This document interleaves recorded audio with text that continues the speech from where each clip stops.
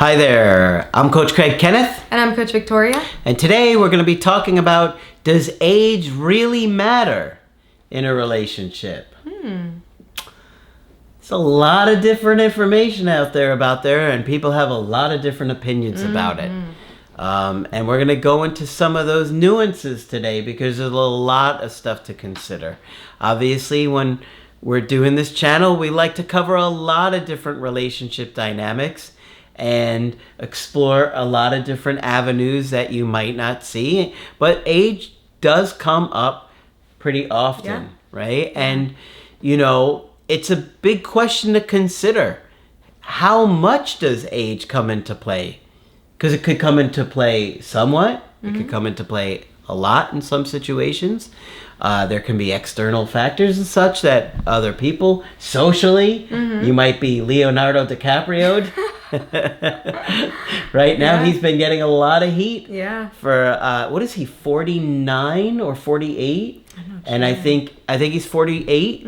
And like every girl he's dated is like, he breaks up with them when they hit 25. So a lot of people are starting to give him heat for because it's like all the time, right? It's not like it's one or two, it's all of them. So it's like people are like, okay, what's going on with this dude? You know, is it predatory at that point? You know what I mean? Like it's something to consider. Right. So we're going to talk about these things. There is a lot of gradient. You know, there's levels to everything. There can be a 2-year age difference, but there could also be a 20 or 30-year age difference sometimes. Yeah. You know, so we see a wide range here. We're going to start off by talking about something that is a lot more important than age, which is development and developmental landmarks. So age really is just a number. However, there are general ages in which certain developmental milestones are crossed. Absolutely. It has more to me to do with someone's maturity level and how they have worked through individuating from their family and become their own person. Exactly. So when we think about age as being just a general marker of how people develop and when people go through certain development milestones, we also think about things like the law, like how governments decide what is an appropriate age for people to drink or for people to be able to give consent. So in this video, I want to make sure that it's clear we're talking about legal adults here, above the age of 18. We do have some standards and certain things that just across the board we need to act ethically on. So legal adults, okay? We're not talking about dating any minors. Okay? We're really focused on maturity, okay? Emotional maturity. I remember Margaret saying often, one of the first questions she asked somebody is, who makes your decisions for you, right? And that is a big sign of maturity level. Are you making your own choices? Are you independent enough from your caregivers now that you are in charge of your own life, making your own decisions? You can be responsible for yourself, right?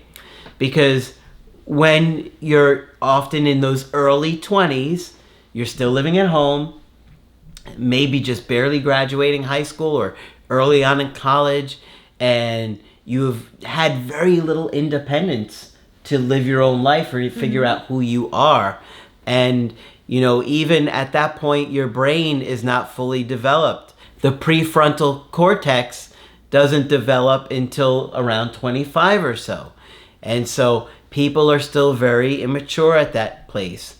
And there are a lot of challenges that can come from dating somebody that much younger and having a big age gap with somebody who's in their early 20s because they haven't really developed and haven't figured out who they are, where they're at in life.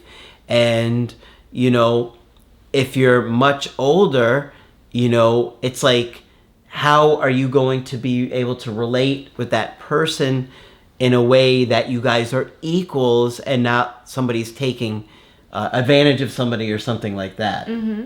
Yeah, there are a lot of changes that our brain goes through over time. So even for those over 25, prefrontal cortex fully developed, ready to get into a relationship, learning about emotional intelligence and all of that, there are still some concerns or issues that come up for couples that do have significant age gaps. Yeah. So this comes purely from being from two different generations. It can be things as simple as humor coming from different, exposure to media. There's different jokes that are made, different references. Growing up on same or different TV shows. Exactly. There's also different values and different beliefs. People from the olden days have a certain way of looking at relationships versus, dating in the modern world, and dating styles, dating culture changes a lot over time. Back in the day, they didn't have electricity? I was going to say electronic dating when I mean online dating. They didn't have online dating. So our world is completely different nowadays. And so there can be a lot of disconnects just coming from different generations. Even 10 years ago, it was weird to be doing online dating. It was considered kind of right around maybe a little bit more than 10 years ago. It would be like, oh, you're doing online dating? It was kind of but I was kind of of course it's going to be the future. But back then it was kind of oh, I don't think I would do that. And nowadays it's which app? Yeah. Which app do you guys know? All of them. Is it Hinge, Bumble? So there's a lot of differences that happen throughout generations that can affect the way you connect. However, there are also differences in people from the same generations. If you think about different cultures, different types of beliefs, religious systems that people grow up in. So this is not necessarily something that will make or break a relationship. These are differences that can be worked through. Absolutely. Another big thing that I want to address is also stigma. Sometimes there are issues where the stigma of the issue actually affects people more than the issue itself. Yeah. I tend to think that big age gaps in dating are one of those things for the most part. And so a lot of stigmas that are attached to people dating outside of their age range is the idea of they're doing it for some sort of ulterior motive, whether it's money or status. You hear about sugar daddy, sugar mama. It's hard for some people to believe that there could be an actual genuine romantic interest without some type of sneaky reason as to why they're dating older. Well, I mean, I have had a lot of clients that meet women on those kind of websites. And, it's how do you determine how authentic that person is about really wanting to be with you, as opposed to, oh, you're on this website because you make a lot of money. Right. And so sometimes it's not easy to figure that out, how authentic they're being, because maybe at first they only liked you for the money, but then they did get attached to you. So and there's a lot of gray area. Sometimes when we hear certain types of prejudices or stereotypes, they're very black and white. In reality, it could be a blend of things. So just keep those things in mind. The public might also have some assumptions on how you appear. Personally, in my family, my sister has a significant age gap with her now husband. And so she would tell me, they're out in public, sometimes he gets called her father. And so having to deal with those types of, they really are microaggressions from other people, can really put a toll on your relationship over time. It can get exhausting to hear the same old script of other people see us this type of way. Okay, I get it, we're a little bit different from normal relationships or the most common relationships. Yeah, that's true. But it's really more about the health of the connection and the relationship than anything. As long as two people are, treating each other with love and respect, and they care about each other, and they're not, using each other in some, secretly manipulative way. I mean, what is it? It doesn't matter. But, again, I think talking about the development of the brain at 25, if you're talking about somebody who's 22 and somebody who's 42, that's somebody that not only are they just 22, but they barely entered the work world, figured out a career, probably haven't even left home yet. How do they know who they are? Right. They often don't, Yeah. And this is why it's very important to assess for yourself, how mature is my partner? Mm-hmm. And we're going to get into some questions that you can ask yourself if you are dating somebody that's in a different age range or thinking about dating somebody who's in a different age range to consider before moving forward. Some other stigmas that exist out there are sometimes people can assume that you have some sort of mental health issue because you're dating outside of your age range. Yeah. Or that it might be related to some sort of a kink, which it may be, but it also may not be. We have seen it. Quite frankly, we just talked about a case a while ago before we were filming that we saw that, and there was definitely a kink aspect to it. How how much of it is healthy versus unhealthy though too, I mean, is it really hurting anybody? Is it really hurting their connection if they have that particular kink? I mean, it's not an easy thing to answer. It's not black and white. Right. And then there's also ageism that happens a lot. This is not an ism that we have talked about very frequently, but there can be stigma about a certain age that, wow, can they still be sexual at that age? Are they still having those types of desires? Or they can be seen as, wrong for having a desire at a certain age. So we're here to bust some of those myths that, yes, people in different generations, older generations, can still very much be sexual, and if anything, maybe even more sexually enlightened. Yeah. Did you hear about the girl who's like got some kind of medical condition where she's like, basically her body is like a 12-year-old, and she's kind of trapped in this 12-year-old body. Oh, wow. And yeah, it was like, I saw this on Twitter, and I saw a bunch of stories and opinions on it because people were really upset that she started dating this guy and he was kind of publicly trying to date her and showed interest in her, and they're like, oh, well, you're a pedophile and this and that. And a lot of people were really coming at him. And, you got to question, maybe there is something going on there. But at the same time, she is an adult. Doesn't she have the right to have a partner in her life? Is she physically, trapped in a body that isn't going to grow up? Does she have to stay alone for the rest of her life because of it? I mean, how fair is that? Yeah. But a lot of people had a lot of opinions about it. Yeah, there is a lot of stigma out there. I'm not sure about that exact situation, what's going on, but we have to dig a little deeper before we jump to conclusions. Yeah, but it's hard for her. I mean, what do you do if you're her? I mean, she obviously can't date children.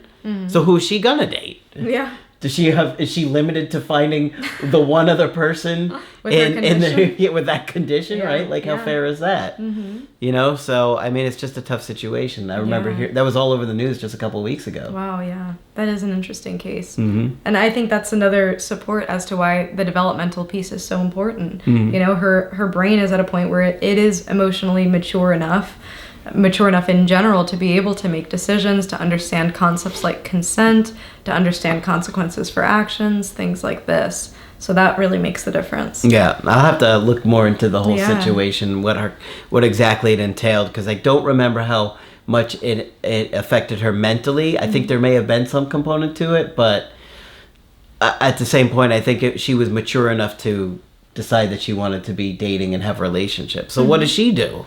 Yeah. Because she have to be alone forever just because everybody else thinks whoever she dates is going to be a pedophile? Right. Like, I mean, doesn't there have to be somebody out there that would love her for her? Yeah, I think that's a great point. Another point that can be really difficult for couples with age gaps are family acceptance. Because of all of the stigma, family can have their own ideas. So it can be hard initially for a family to say, okay, I don't think it's right that you're dating somebody 20 years older than you. And that can have a profound impact on the relationship and how you see things. So to be ostracized from your own family, very, very challenging.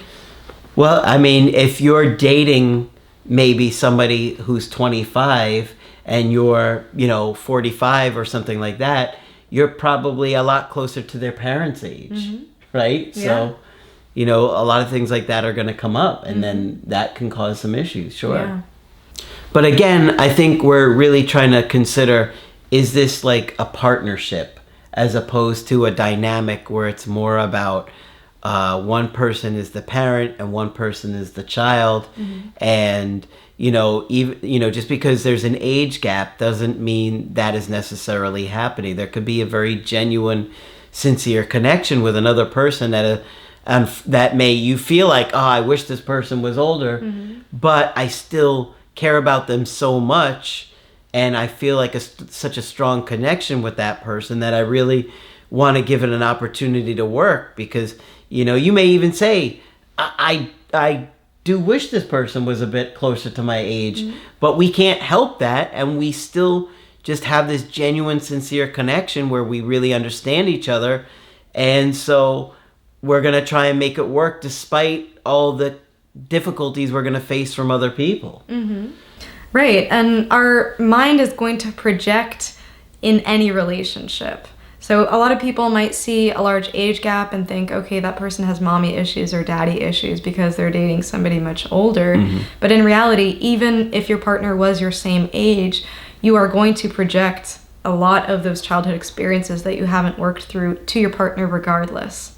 Okay, so just want to make that clear, that there doesn't have to be a huge age gap for it to be this type of parental dynamic where one partner is being this guiding force and making the other person's decision, and the other person is highly dependent on the other. So just trying to make that clear. There's always going to be things that are common between us and our partner, and always going to be things that are different. That's so true. Like I mentioned before, sometimes it is things like culture, sometimes it's things like religion, other times it's things like age. So it's just another difference. It's all about finding that common ground. What do we connect with? Where do we see our future together going? Yeah. So things to consider. And as we're talking about things to consider, we have a couple questions that you can ask yourself if you are thinking about dating somebody who's older, in a relationship with somebody who's older or younger for that matter. And the first one goes back to your point about a mark of being a true adult, which Margaret used to say this all the time. Can they make their own decisions? It's a big one. Because if they are making their own decisions, they're in charge of their own life in a healthy way. They maybe respect what other people have to tell them, or friends and family have to say, but at the same point, they take it in and they make decisions for themselves. That's a good sign. How's their mental health? Are they functioning well in life? Are they doing well? Can they make friends? Do they get along with family? How are they functioning? And if they're functioning well, and they want to date somebody that's older who's also functioning well, what's the difference? Right. Is it really a difference? You got to ask, are they individuated? Which goes back to making their own decisions. Figuring out who they are. What did they like about their childhood and their parents' thoughts and beliefs? And what have they decided to incorporate into their own values for themselves? And that they've made these beliefs for themselves and values for themselves, that they know who they are, they know what they want, they know what they're looking for, they're in a good place, they're in a healthy place, they depend on others, but they also don't necessarily need them, that they're well balanced. Right. That's a good place to be. You also have to think, do they act impulsively? So we can see this at any age. We see impulsive behavior in those who are in their early 20s or their very late teens, or even people who have grown up and have not addressed certain issues. So look at impulsivity. Is this somebody who's going to be reliable over time? Yeah. Also, you want to ask, what are their childhood wounds, and are they actively working on healing them? Which is a point that you had brought up just now too. Like I mentioned before, what are some similarities? What are some differences? Trying to find those things that you can connect on, and also have an understanding, okay, there's some things that are different here, and can these be things that we work through? Yep. Also asking, how do other people's opinions affect you? It's difficult being in a situation that is alternative from the norm. You are going to face things that other couples don't face. How do you handle that together? How do you handle that even individually? Words can really hurt, can really leave a lasting impact. So, talking about that openly with your partner and managing a lot of that hate really that comes from the world. Yeah, it'll be a struggle to deal with it. And lastly, how do you see things going forward? So there are certain things about different age groups or being in different age groups that can affect you. Things like retirement, things like children, dealing with loss, and also getting married, you know, many different situations. Has this person been married before? Do they have children? What is it going to look like once retirement hits? You know, you're going to hit even different landmarks the older you get at different times. Yeah. Menopause. There's so much that happens in life. So talking about these things, kind of having a plan with your partner can really help mitigate a lot of the stress from just trying to deal with it and wing it. Absolutely.